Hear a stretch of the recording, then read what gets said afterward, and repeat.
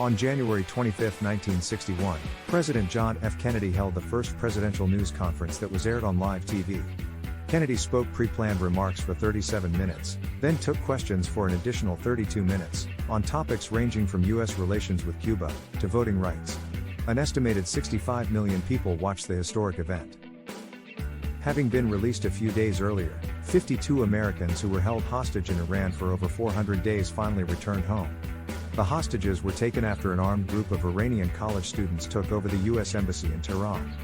This crisis was seen by many as a large factor in Ronald Reagan's win over Jimmy Carter in the 1980 presidential election, and the hostages were released just minutes after Reagan had been sworn into office.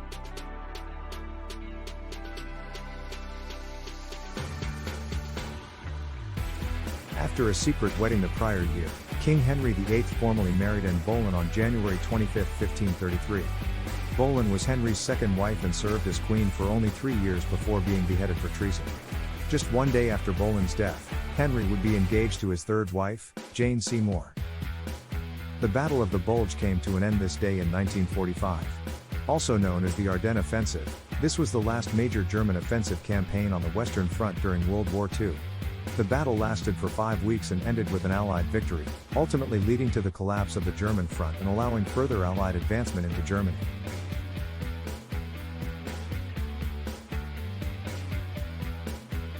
The ceremony being held at the Hollywood Athletic Club, the first Emmy Awards were presented in 1949.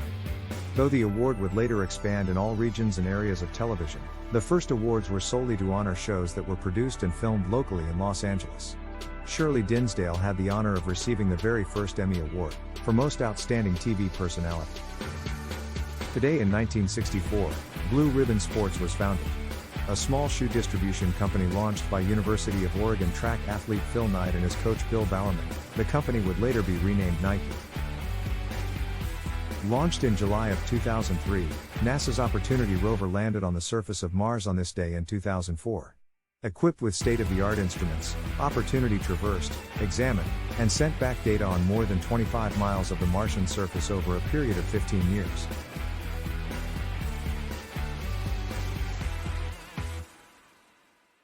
Charles Curtis, born today in 1860, was an American attorney and politician from Kansas who served as the 31st Vice President of the United States under Herbert Hoover.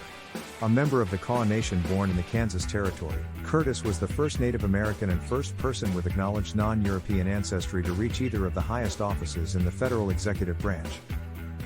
American long-distance running icon Steve Prefontaine was born in 1951.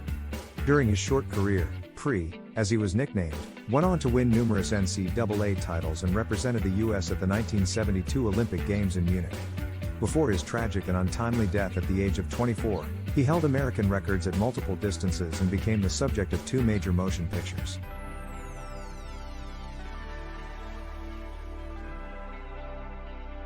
Alphonse, or better known as Al, Capone died on January 25, 1947.